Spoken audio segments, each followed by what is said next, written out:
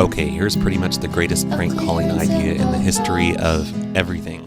You write a note that says, "Sorry, I dinged your car. Please call me back at 425-243-7565, or whatever your own home phone number is." And then you leave this note on somebody's parked car. Then you go home and wait for the inevitable call back from a confused car owner. Here's a few of the calls I've received this week. What exactly happened? I backed into it. I dented up the side and scratched the paint off and stuff. Oh, did you? I didn't even notice. Where was it to? On the side of it? No, yeah, kind of on the front.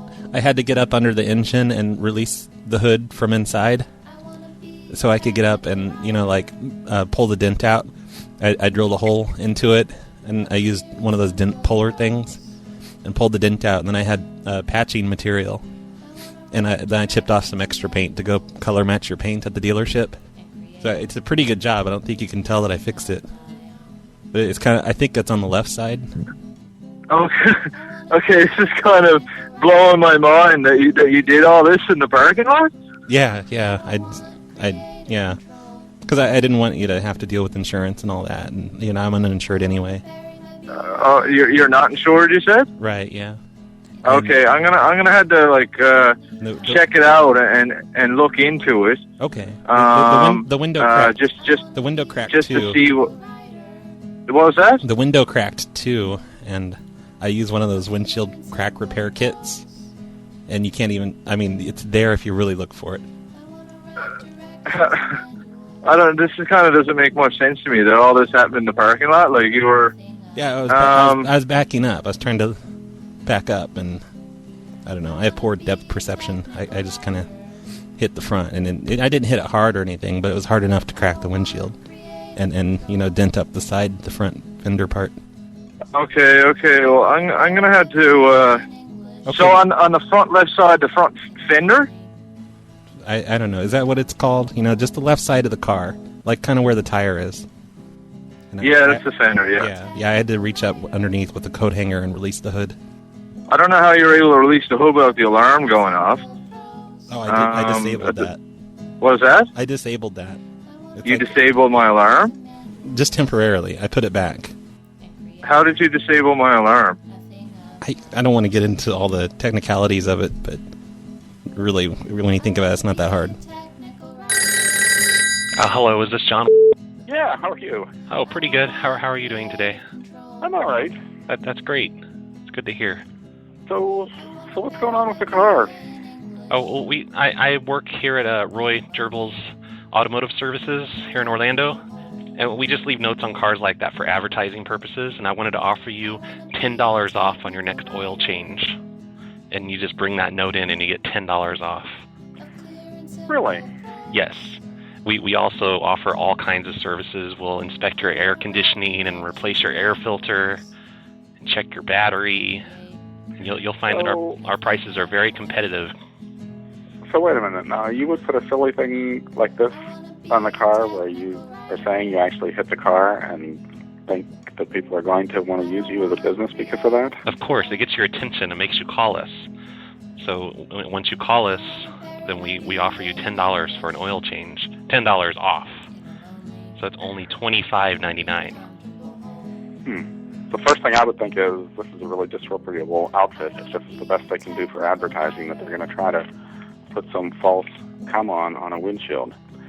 So I'd recommend you change your advertising technique and advertise your services as opposed to some fraud that you're putting on somebody's windshield. It's not a fraud. You don't work here, so don't tell us how to run our job, you dumb Nazi. And even though you're being a jerk about it, I'll still offer you the $10 off on an oil change. Okay. Well, look, I'm a lawyer, and I'm telling you this is fraud, and I'm going to report you to the Better Business Bureau, and we'll go from there. Well, I'm in the automotive industry, and you should change your advertising technique, you dumb shit. Hello. Yes, hi, this is Roy. You left me a voicemail. I left that note on your car. Yeah.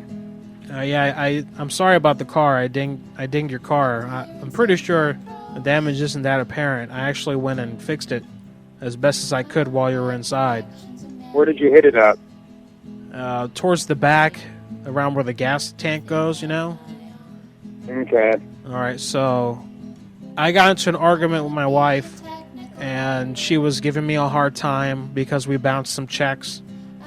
Okay, and I don't mean to get too personal about it, but I've been wasting money on lottery tickets, and I went to Indian Casino. So I got so angry that I started kicking your car. I kicked it a few times in the back. You're kicking my car? Yeah, I was upset. Yeah, I'm sorry. I just lost my temper. And then my wife she said that I had to leave a note for some reason on your car, so I went ahead and left a note. But I fixed it. I fixed it as best as I could. I had one of those dent pullers. All right. But did you see the damage? I'm going to go out and take a look at it again. I saw a little bit of stuff, yeah, but I wanted to talk to you first to double check and make sure what I was looking at. Well, I got really mad at your car, okay? So I kicked it. And that's I just wanted to let you know that I kicked your car. Okay, well, I appreciate it, and I'll give you a call back once I look at it and talk with my insurance agent. Obviously, it's a little late tonight. Well, no, the insurance, they already fixed it. Insurance, nothing. I mean, your car should not have been there. Basically, is the way it goes. Why was your car there in my way? Well, your car, you made me angry. You did personally. I kicked your damn car. I made you angry? Yes. How did that make you angry? The way you parked. Excuse me, my car was parked in a parking spot. Yeah, exactly. A little too close, too far to the side. And then me and my wife got into it. We started arguing. I said, it'd be a damn shame if someone did something to this car. And then I opened my car door really fast, and it hit the car door, like hit the side of your car, and it scratched it on the side there, like you saw. And she said, "Oh, very nice, very, very good, Roy, very good. You're brilliant." And I said, "Yeah, you don't like that?" And then I got out and I started kicking the car. And I said, "What are you going to do now about it?" And we realize my car is an Audi, right? Yes. Not a cheap fucking car. I don't. What's an Audi? What's that? I don't know a lot about cars. It's a very expensive car. It's an Audi.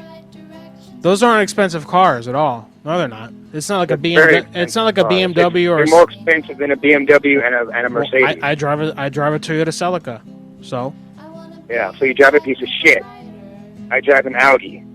You're not going kicking other people's fucking cars. You have an obvious attitude problem. Look, the most important part is that I made up with my wife. Okay. I don't give a fuck about you and your wife. I give a fuck about my car. You're not going kicking people's cars. Well, there's a part of that you need to know about too, about the way I made up with my wife. I don't give a shit about that. I'm happy for you. Well, no. You don't go around kicking people's cars. It was on top of your car. Do you know what I mean? Dude, you got issues. I had sex with her on top of the hood of your car.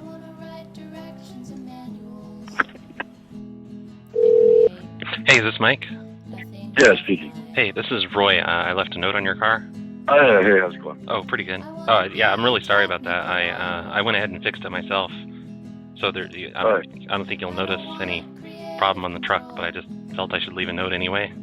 All right, yeah, so what ended up happening? Oh, I was drifting around the corner, the drifting that these young people do, and it smashed into the side of your car. So it messed it up pretty bad, but it didn't break any windows or anything, luckily. Yeah. So which side? What was it? Oh gosh, I think it was the passenger side. The passenger side? Yeah. Oh. I don't know. I was pretty high last night, but. Yeah, this is kind of strange. Yeah, I passed it up. Is it something I should call the police for? Do you think? Well, no, I don't think so. I mean, I'd appreciate if you didn't, because I was in a stolen car. But I used duct tape to patch up the side and joint compound, and I color matched the paint. I went to the dealership and got paint. Okay. And so you can't even tell that it was even messed up. And I was hoping you'd appreciate that I fixed it myself, because I spent a lot of money on that, actually. All right. Yeah. Well, I have your information, so I'm probably gonna have to. Because if it's damaged that badly, then I'm probably gonna have to file a claim just for the police and everything. Well, it's not damaged anymore because I fixed it all. Well, it's not the damage. It was more so the accident. I mean, you can't erase that. That still occurred. So that's my biggest concern, is that there's somebody kind of driving around a parking lot, admittedly on drugs and all that. And I mean, I'm on a business phone right now too, and so this is all recorded. Oh yeah. I figured, and I can get the recording, so I figured Thank if God I have that. Thank God I didn't mention the gas siphoning. Because I was really worried about siphoning too much, because I wanted you to be able to make it to work and everything, but I had to pay for the stuff that I bought to fix your car with. Yeah, I'm sure. I'm sure it cost you a pretty penny. Yep. But regardless, I have your information, and I don't know whether I'll have to get the police involved. So I'd expect you'll probably hear something from them. Oh, maybe crap. something from my insurance company. And Well, I don't have insurance, so because I was in a stolen car. Well, I mean, they might have insurance. I don't know if I would be covered in their car. Yeah, probably. Yeah, I think that's how it works. Something like that. Yeah. So that wouldn't be bad. But yeah, so I get the number. I'm pretty much out of the loop at this point. I mean, I think it's just going to be the owner of that car that's going to have to take care of things. I don't think that's really how it works entirely.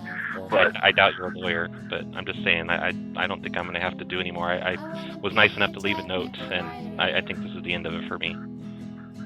yeah, well, it probably isn't, because like I said, I have to go ahead and contact the police just to make sure, just in case something did happen down the road and my truck was damaged, and it's not just a cosmetic thing, it's something you could, something internally, whether it be an engine part or some type of component, and how it handles and drives and all that.